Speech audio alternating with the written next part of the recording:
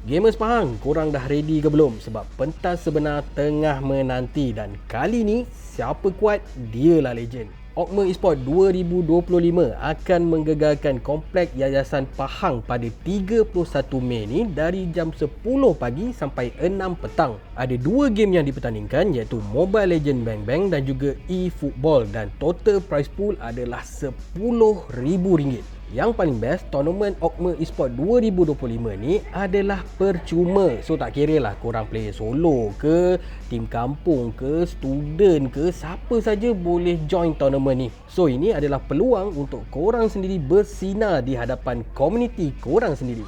Kalau korang datang bukan untuk bertanding pun tak apa, sebab ada banyak lagi aktiviti dekat Okma Esports 2025 ni. Contohnya ada free play zone yang mana korang boleh ajak je kawan korang untuk main secara percuma, dan juga ada cosplayer popular yang akan datang ke event ni untuk naikkan lagi vibe event ni.